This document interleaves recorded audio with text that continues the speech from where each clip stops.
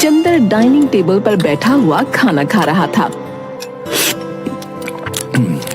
वाह सीमा, तुम कितना स्वादिष्ट खाना बनाती हो।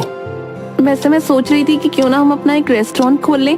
मैंने कुकिंग क्लासेस भी की हैं और आपने होटल मैनेजमेंट, और इससे हमें कहीं और काम भी नहीं करना पड़ेगा और हमारा घर भी अच्छे से चल जाएगा। बात तो तुम ठीक कह रही हो सीमा, लेकिन मेरे पास अभी इतने पैसे नहीं हैं कि हम ढाबा खोल लें। आप ऐसे ही परेशान होते हैं। आजकल बैंक से लोन लेना कितना आसान हो गया है। हम बैंक से लोन लेकर एक रेस्टोरेंट खोल लेंगे और फिर बाद में किश्त से लोन चुकाया करेंगे। हाँ, ये हो सकता है।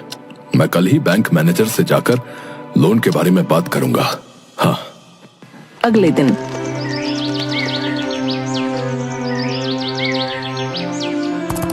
नमस्ते मैनेजर साहब, मुझे एक ढाबा खोलने के लिए बैंक से लोन लेना था। जी जी बिल्कुल, लेकिन उसके लिए आपको कुछ फॉर्मेलिटी करनी पड़ेंगी। आप ये फॉर्म भर दीजिए। और फिर कुछ ही दिनों में चंदर को लोन भी मिल जाता है। चंदर और उसकी पत्नी सीमा दोनों अपना एक छोटा सा ढाबा खोल लेते हैं। दो लड़के बैठे हुए बात कर रहे थे। अरे भाई, आज तो ना बहुत भूख लग रही है यार, और कुछ बाहर का खाने का मन भी हो रहा है। एक काम करते हैं ना, हमारे गांव में जो नया ढाबा खुला है उसमें चलते हैं। सुना है वहां कम दाम में बहुत स्वादिष्ट खाना मिलता है। हाँ तो चल फिर, वैसे भी नई नई जगह पर जाना तो हमारा शौक है, और फिर ब्लॉग भी बना लेंगे वहां पर जाकर। और दोनों लड़के चंदर के रेस्टोरेंट में पहुंच जाते हैं। क्या मंगवाऊं तुम्हारे लिए? अंकल, आज तो मंचूरियन खाने का बहुत मन कर रहा है। हाँ, और मेरे लिए एक प्लेट चाउमीन। चंदर जल्दी से जाकर ऑर्डर अपनी पत्नी को दे देता है और थोड़ी देर में खाना उनकी टेबल पर लाकर रख देता है। वाह अंकल, कितनी अच्छी खुशबू आ रही है। इससे तो भूख और भी बढ़ गई। और फिर अपने फोन को निकालकर फोटो खींच लेता है।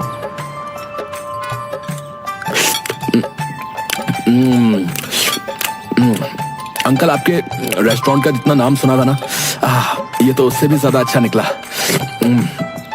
अब हम बार बार यहीं पर खाना खाने आएंगे। हाँ हाँ अंकल, सच में इतने कम दाम में तो सिर्फ आप ही के यहाँ पर खाना मिलता है। हाँ। दोनों लड़कों की बात सुनकर चंदर खुश हो जाता है। सीमा, तुम्हारे हाथ का खाना लोगों को बहुत पसंद आ रहा है। चलो अच्छा है, हमारा रेस्टोरेंट जल्दी जल्दी चलने लगे, फिर हमें बैंक की किस्त भी तो भरनी है। हाँ, सो तो है। रात को घर जाकर चंदर दौड़ा हुआ घर में आता है। सीमा, सीमा, ये देखो, वो जो लड़के आज रेस्टोरेंट में आए थे ना, जिन्होंने चाउमीन और मंचूरियन मांगा था, देखो उन्होंने हमारे रेस्टोरेंट का ब्लॉग बनाया भाई, और उस पर बहुत अच्छे अच्छे कमेंट भी आए हैं। देखो देखो। वाह, ये तो बहुत अच्छी बात है। इससे तो हमारे रेस्टोरेंट की पब्लिसिटी भी अच्छी हो जाएगी। और ये देखो, उन्होंने हमारे रेस्टोरेंट को 5 स्टार रेटिंग भी दी है। कुछ दिन बाद, चंदर, हमें बैंक की इस महीने की किस्त देनी थी ना, तुम कल ही जाकर किस्त दे आना। चंदर कुछ कहता उसके पहले ही उसका फोन बजता है। हेलो पिताजी, मैं बबलू बोल रहा हूँ। अरे हाँ हाँ बबलू, बोल, क्या हाल चाल है और कैसी चल रही है तुम्हारी पढ़ाई? पिताजी, पढ़ाई तो अच्छी चल रही है, लेकिन मेरे कॉलेज की फीस की ना इंस्टॉलमेंट भरनी थी। 2 दिन के अंदर मेरे कॉलेज की फीस भरनी थी और बहुत जरूरी है। अगर फीस नहीं भरी तो मेरा पूरा साल बर्बाद हो जाएगा। चंदर कुछ सोचकर हिचकिचाता है। तभी सीमा उसके हाथ पर हाथ रखती है और आंखों से हाँ का इशारा करती है। अब पैसे पहुंचवा दूंगा बेटा मैं। सीमा, अब हम क्या करेंगे? बबलू की फीस जमा करना बहुत जरूरी है, पर बैंक की किश्त भरना भी तो जरूरी है। आप परेशान मत होइए, बैंक मैनेजर से बात कर लेना, वो बहुत भले आदमी हैं, वो जरूर आपकी स्थिति को समझेंगे। ठीक है, मैं आज शाम को रेस्टोरेंट से जाकर शशिकांत भाई साहब से बात करूंगा। फिर सीमा और चंदर दोनों रेस्टोरेंट चले जाते हैं। आज रेस्टोरेंट के सामने एक गाड़ी आकर रुकती है। उसमें से कोई और नहीं बल्कि शशिकांत अपने बीवी बच्चों के साथ उतरता है। अरे मैनेजर साहब, मैं आज आपके ही पास आने वाला था। अरे चंदर, बातें छोड़ो, अभी बहुत जोर से भूख लग रही है, कुछ खाने के लिए बढ़िया सा ले आओ। थोड़ी ही देर में चंदर उन्हें जो भी चाहिए वो सर्व कर देता है। शशिकांत की पत्नी पारो, अरे वाह भाई साहब, आपके यहाँ का मटर पनीर तो सच में बहुत स्वादिष्ट है। आज पता चला कि लोग इतनी तारीफ क्यों करते हैं आपके रेस्टोरेंट की। पापा, मुझे आइसक्रीम भी खानी है। हाँ हाँ बेटा, मैं अभी तुम्हारे लिए आइसक्रीम लेकर आता हूँ। अच्छा हाँ भाई, अब बताओ कि क्या बात करनी थी तुम्हें मुझसे। वो मैनेजर साहब, इस बार मैं किश्त नहीं दे पाऊंगा।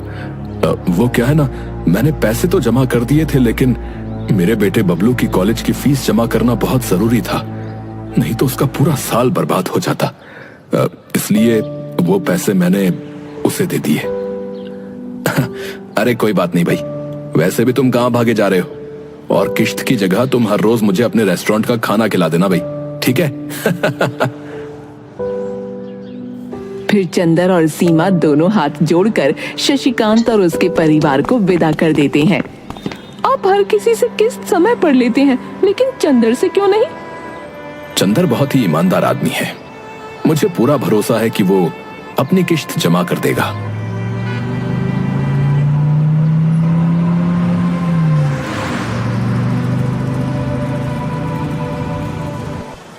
ये रेस्टोरेंट तो चंदर के रेस्टोरेंट से बहुत बड़ा और ज्यादा सुविधाजनक दिख रहा है, लेकिन यहाँ कम भीड़ है और वहाँ ज्यादा, ऐसा क्यों? क्योंकि यहाँ का जो ओनर है वो बहुत ही बदतमीज और लालची किस्म का आदमी है। और वैसे भी होटल बड़ा बनाने से कुछ नहीं होता, उसमें खाना भी स्वादिष्ट होना चाहिए, और चंदर के रेस्टोरेंट में ये सारी बातें हैं। साहब, आपने इतनी मेहनत से इतना अच्छा और बड़ा रेस्टोरेंट खोला, लेकिन आपसे ज्यादा तो उस चंदर का रेस्टोरेंट चल रहा है। हाँ, और सुना है कि उसके रेस्टोरेंट में उसकी बीवी खाना बनाती है भाई। हाँ सरकार, क्यों ना आप भी भाभी जी से ही खाना बनवा लो। अरे उसे सिर्फ खाना खाना आता है, बनाना नहीं। वैसे भी जब आखिरी बार तुम हमारे घर आए थे और मैंने उसे पनीर की सब्जी बनाने के लिए बोला था, तो याद है ना कैसी बनाई थी? हाँ, नहीं, उनसे अच्छा तो हम किसी और से ही बनवा लेंगे। हाँ हाँ, तो अब जल्दी से सोचो कि उस चंदर का ढाबा बंद कैसे करवाएं, क्योंकि अगर उसका रेस्टोरेंट चल गया तो हमारा रेस्टोरेंट बंद होने की कगार पर आ जाएगा, समझे? वैसे एक तरकीब है हमारे पास सरकार। इस चंदर ने ढाबा बैंक से लोन लेकर खोला है और इस महीने की किश्त भी नहीं चुकाई। अगर हम बैंक में शिकायत कर दें तो बात बन सकती है। अरे लेकिन वो बैंक का मैनेजर शशिकांत, वो उसी की तरफदारी करता फिरता है? जी सरकार, उसकी फिक्र आप क्यों करते हो? अगले महीने इस मैनेजर का ट्रांसफर होने वाला है। हाँ? उसके बाद तो चंदर को बैंक की किश्त भरनी ही पड़ेगी ना। इतनी जल्दी इतने पैसे जमा करना उसके बस की बात नहीं है सरकार। राजेश शैतानी मुस्कान देता है। कुछ दिनों बाद शशिकांत का ट्रांसफर हो जाता है और उसकी जगह नए मैनेजर रोहन, जो कि राजेश का रिश्तेदार था, वो आता है। अरे रोहन, और क्या हालचाल है? मैं तुम्हारा बहुत दिनों से इंतजार कर रहा था। हाँ राजेश, तुमने यहाँ मेरा ट्रांसफर करवाने के लिए बहुत पापड़ बेले हैं, बताओ क्या काम है?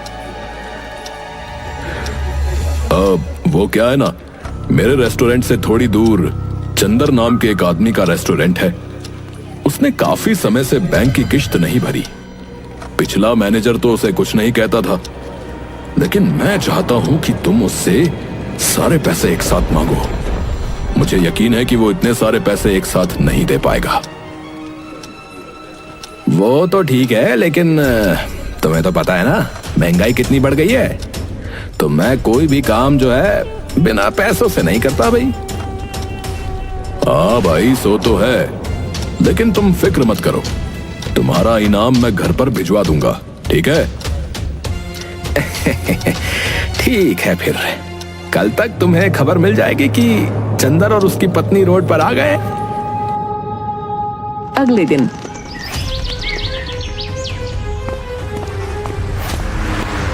सुनिए, क्या आप ही चंदर हो? जी साहब। देखिए, मैंने आपकी फाइल अच्छे से देखी तो मुझे पता चला कि आपने काफी टाइम से बैंक का इंस्टॉलमेंट नहीं दिया है। अगर कल तक तुमने इंस्टॉलमेंट के सारे पैसे एक साथ जमा नहीं किए ना, तो तुम्हारे रेस्टोरेंट को हम जब्त कर लेंगे भाई। लेकिन साहब, मैं एक साथ इतने सारे पैसे कहां से लाऊंगा? थोड़ा सा वक्त दे दीजिए। रोहन बिना कुछ कहे सुने वहां से निकल जाता है। ये तो बड़ी मुसीबत की बात हो गई। एक ही दिन में इतने सारे पैसों का इंतजाम कैसे करेंगे? अगले दिन रोहन फिर से चंदर और सीमा के रेस्टोरेंट पर जाता है। हाँ जी, तो फिर हुआ पैसों का इंतजाम? नहीं मैनेजर साहब, आप मुझे बस एक हफ्ते का वक्त दे दीजिए। देखिए, मैंने कल ही आपसे कह दिया था कि एक दिन से ज्यादा आपको वक्त नहीं मिलेगा। अब तुम्हारा घर और रेस्टोरेंट दोनों जब्त कर लूंगा। और ये देखो, ये रहे कानूनी कागजात, ये सब ऑफिशियल है। सीमा और चंदर कुछ नहीं कर पाते। अब हम कहाँ जाएंगे जी? अब ना तो घर रहा ना रेस्टोरेंट, अब हम क्या करेंगे? चंदर बिना कुछ बोले रेस्टोरेंट की बातें याद कर रहा था। हम दोनों 2 दिन से इधर उधर भटक रहे हैं, अब मुझ में ताकत नहीं रही। और एक जगह पर बैठ जाते हैं। तभी पीछे से एक आवाज आती है जो कि बबलू की थी।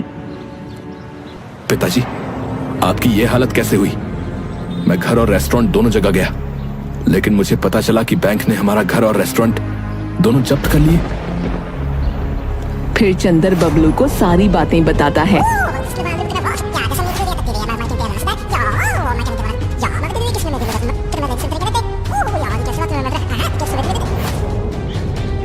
और अब हमारे पास कुछ भी नहीं है बेटा। हाँ बेटा, पर तुम यहाँ क्यों आए? तुम्हें भी हमारे साथ ऐसे ही भटकना पड़ेगा। नहीं माँ, ऐसा कुछ नहीं होगा, हम कुछ ना कुछ तो कर ही लेंगे। तभी चंदर को चक्कर आ जाते हैं और वो नीचे गिर जाता है। पिताजी क्या हुआ आपको? अरे, लगता है कमजोरी से चक्कर आ गए। बेटा तुम जल्दी कहीं से पानी ले आओ।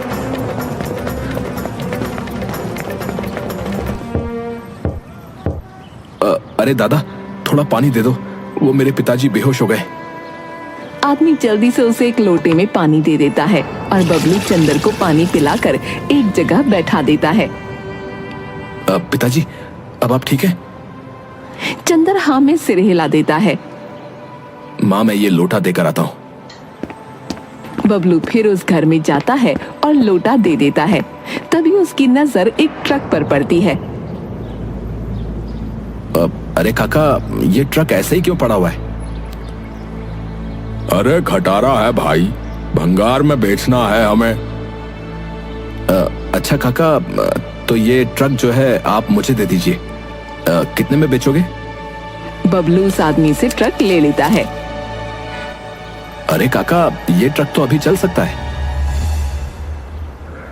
देखो, मैंने इस ट्रक की जगह जो है ना, बहुत सारे नए ट्रक ले लिए हैं, तो अब ये जो है किसी काम का नहीं रहा मेरे लिए भाई। बबलू ट्रक को जैसे तैसे चलाकर चंदर और सीमा के पास ले जाता है। अरे बबलू, इस खटारा ट्रक को तुम यहाँ क्यों ले आए? अरे माँ, ये खटारा नहीं, हमारी खुशियों का पिटारा है। और फिर सीमा और चंदर को सारी बातें बताता है। अच्छा, लेकिन तुम इस खटारा ट्रक का करने क्या वाले हो बेटा? पिताजी, आप बस मुझे थोड़ा सा समय दे दो, फिर आपको सब कुछ समझ में आ जाएगा। बबलू उस खटारा ट्रक को सीधा करने में जुट जाता है। बबलू उस पर कलर भी कर देता है और बस 2 दिन में ही वो खटारा ट्रक बिल्कुल नया दिखने लग जाता है। बेटा, तुमने तो इस ट्रक को बिल्कुल नए जैसा बना दिया, लेकिन तुम करना क्या चाहते हो? माँ, बड़े बड़े शहरों में इसे फूड ट्रक कहते हैं। क्या? Food truck. हाँ हाँ सीमा, इस ट्रक को जो है हम कहीं भी ले जा सकते हैं। इसे हम हमारा चलता फिरता होटल बना सकते हैं। हाँ माँ, ये हमारा नया रेस्टोरेंट रहेगा और इस रेस्टोरेंट की स्पेशलिटी ये है कि आप इसे कहीं भी लेकर जा सकते हैं। इसका मतलब पहले तो सिर्फ फूड डिलीवरी होती थी, लेकिन अब हम होटल डिलीवरी भी कर सकते हैं। फिर सीमा और चंदर दोनों हंसते हैं। वैसे मुझे लगता है कि हमें इस रेस्टोरेंट की पब्लिसिटी करनी चाहिए। क्यों नहीं? तुम्हें याद है वो दोनों लड़के जिन्होंने हमारे रेस्टोरेंट का ब्लॉग बनाया था? हम भी बिल्कुल उसी तरह हमारे होटल का वीडियो बनाकर सोशल मीडिया पर डाल देंगे। हाँ हाँ, क्यों नहीं पिताजी, मैं अभी पूरे होटल का वीडियो बनाता हूँ। कुछ ही समय में बबलू का बनाया हुआ रेस्टोरेंट बहुत फेमस हो गया। कुछ आदमी नुक्कड़ पर बैठे बातें कर रहे थे। अरे भाई, तुमने सुना क्या? अरे पास के गांव में एक होटल है भैया, जो कि जरूरत पड़ने पर खुद चल कर जाता है। बस हमें एक बार जो है उस होटल को ऑर्डर करना पड़ता है, बस हो गया। हाँ हाँ भैया, अब बहुत अचंभे की बात है कि अब होटल भी जो है चलने लग गए हैं भैया। अरे पर ऐसा रेस्टोरेंट दिखता कैसा है भाई? मैंने तो अपने जीवन में नहीं देखा। अरे ताऊ जी, क्यों फिक्र करते हो? आप कहो तो मैं अभी बुला लेता हूँ उस रेस्टोरेंट को। अब हाँ हाँ बेटा, जरूर बुला लो। फिर मैं अपनी बुढ़िया को भी उसमें बैठकर खाना खिलाऊंगा। इधर रेस्टोरेंट में सीमा, ये देखो, हमारे होटल को सब लोग कितना पसंद कर रहे हैं और कितने सारे ऑर्डर आ रहे हैं। सीमा भी बहुत खुश हो जाती है। इधर राजेश और सुंदर दोनों गुस्से में थे। अरे सरकार, हमने तो इस चंदर का रेस्टोरेंट बंद करवा दिया था, लेकिन अब ये न जाने कहां से उस घुमक्कड़ रेस्टोरेंट को ले आया। मुझे नहीं पता, लेकिन मुझे कैसे भी उसके रेस्टोरेंट को खत्म करना है। मैं उसके रेस्टोरेंट को बम से उड़ा दूंगा। उस कलमुहे चंदर की वजह से मेरा रेस्टोरेंट बंद होने की कगार पर ही है। हाँ हाँ सरकार, सो तो है। मैं बस दिन भर मक्खी ही मारने का काम करता हूँ यहाँ पर तो। अगले दिन अरे सुंदर, उस होटल को काली पहाड़ी के पीछे वाले मैदान में बुला ले। हम वहीं उसे फोड़ देंगे। वहां किसी को भी पता नहीं चलेगा कि वो रेस्टोरेंट कहाँ गायब हो गया। सब कुछ प्लान के मुताबिक ही चल रहा था, लेकिन जैसे ही राजेश और सुंदर दोनों ट्रक के पास जाते हैं, वैसे ही ट्रक में लाल सायरन बजने लगता है। उसे सुनकर चंदर, बबलू और सीमा तीनों हैरान हो जाते हैं। अरे काका, आपके पास बम है? अरे नहीं नहीं, मैं बम का क्या करूंगा भाई? काका झूठ मत बोलिए, ये ट्रक बहुत सारी जगहों पर जाता है, इसलिए मैंने अपने फूड ट्रक में मेटल डिटेक्टर लगा दिया था, जिससे मुझे पता चल जाता है कि किसी के पास बम है या नहीं। अच्छा, तो तुम ही ने हमारे रेस्टोरेंट और घर को जब्त करवाया होगा और अब इस घुमक्कड़ रेस्टोरेंट को भी उड़ाना चाहते थे। मैं अभी पुलिस को फोन करता हूँ। नहीं नहीं बबलू बेटा, पुलिस को फोन मत लगाओ। लेकिन तुम मेरे छोटे से रेस्टोरेंट को क्यों खत्म करना चाहते हो? वैसे भी तुम्हारा कितना बड़ा रेस्टोरेंट है। तुम्हारा रेस्टोरेंट खुलने के बाद तो मेरा रेस्टोरेंट बंद होने की कगार पर आ गया था, इसीलिए मैंने तुम्हारे साथ ये सब किया था। मैं रोहन को कहकर फिर से तुम्हारा घर और रेस्टोरेंट छुड़वा दूंगा, लेकिन तुम पुलिस को फोन मत लगाओ बेटा। अरे चाचा, वो तो मैं भी करवा सकता हूँ। बबलू पुलिस को फोन लगाकर सारी बातें बता देता है। थोड़ी देर में पुलिस वहां जाकर राजेश और सुंदर को पकड़कर जेल में बंद कर देती है और बबलू अपना पुराना रेस्टोरेंट और घर दोनों छुड़वा लेता है। वाह बेटा, मुझे तुम पर गर्व है। तुमने सच में हमारा नाम रोशन कर दिया। आज तुम्हारी वजह से हमें हमारा पुराना घर और रेस्टोरेंट दोनों मिल गए और ये घुमक्कड़ रेस्टोरेंट भी। माँ, पिताजी, वैसे मुझे फिर से जाना होगा। मैं थोड़े ही दिन की छुट्टियों में आया था। बबलू वहां से चला जाता है। चंदर और सीमा कुछ नौकरों को भी रख लेते हैं